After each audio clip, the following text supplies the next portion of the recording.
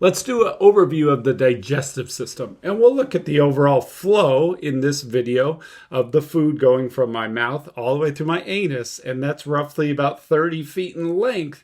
That can take 2 to 3 days depending on what I ate to digest and excrete the waste and absorb the nutrients that I need.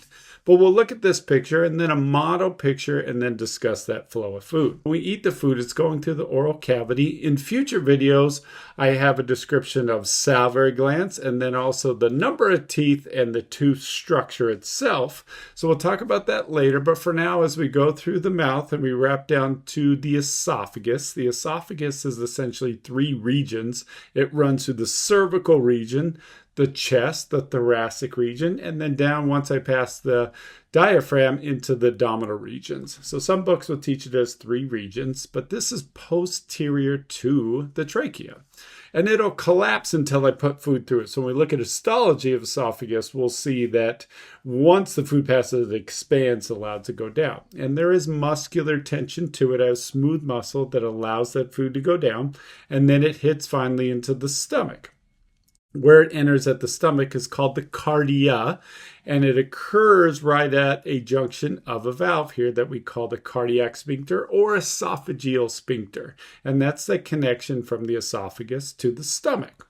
The stomach is responsible for that chemical, mechanical breakdown of the food because we're smashing it. And we'll see that we have more than 1 layer of smooth muscle, specifically 3 that help to create that mashing impact to break down food. And when we look at the stomach, there's actually 3 regions to it. The top rounded portion of the stomach is called the fundus. The end of it is the pylorus. So the top or the proximal side is the fundus. The end, the distal side, is the pylorus. Everything else in the middle is the body. So 3 regions of the stomach: fundus, body, and pylorus. Mechanically and chemically break down the food with gastric juices, including hydrochloric acid. And so as we process the food, it's going to enter into the small intestine at this point here.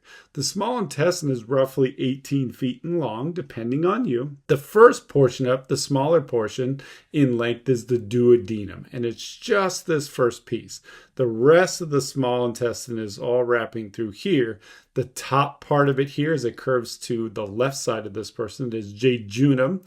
As I get to the distal end on the right side, this is ileum. So 3 regions of the small intestine: the duodenum, the jejunum, and the ileum.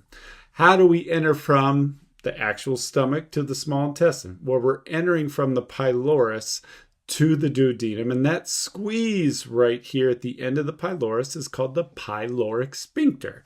So it's another squeezer valve to get me into the next organ. So I go through duodenum, jejunum, and ileum. And this is where we're getting 90% of all our digestion here. And when I say digestion, it's the absorption.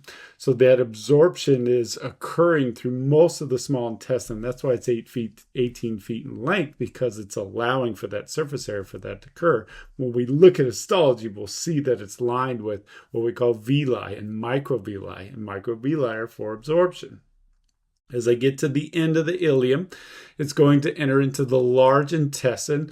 We refer to that sometimes as the colon. We'll break it down into different regions. And that first portion of the large intestine is called the cecum. So that pouch that connects from the ileum to the cecum is occurring right at another squeeze that we call the ileocecal valve, because it's going from the ileum to the cecum.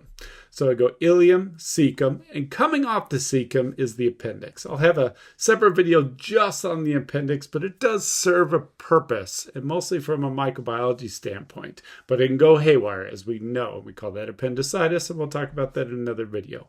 So I go up from the cecum and rise up, and we call that ascending colon.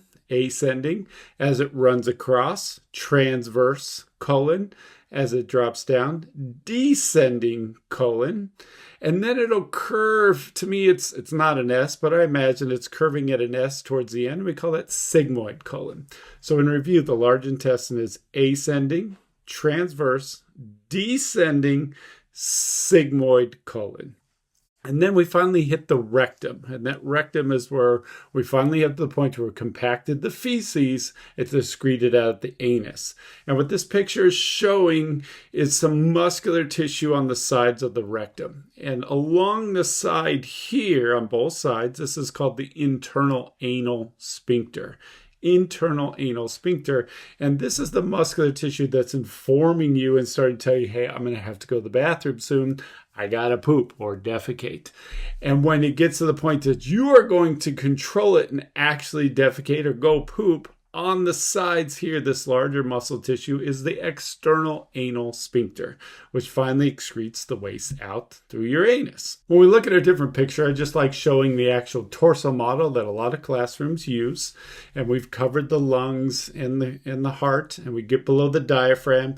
We'll talk about accessory organs and the liver. We'll talk about a mesentery called the falciform ligament. And then as we look at the stomach, remember there's 3 regions. Up top, fundus, body, and then the pylorus would wrap underneath the liver. We talked about our 3 regions of the small intestine.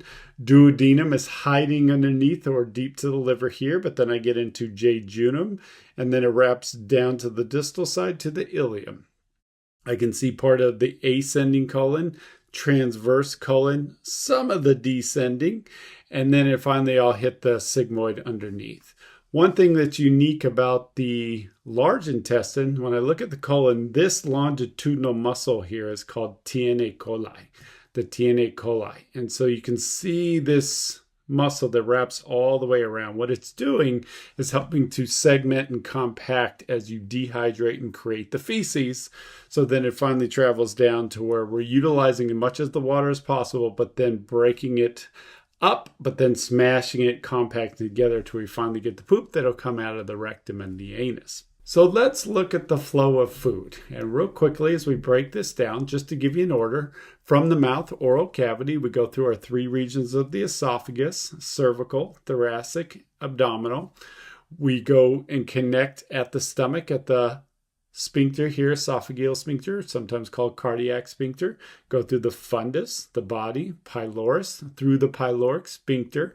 I go through my duodenum or duodenum, the first part of the small intestine. It wraps underneath. I go through jejunum, all the way through my ileum, and then I hit the large intestine at the cecum, that first pouch. How did I do that? Through the ileocecal valve.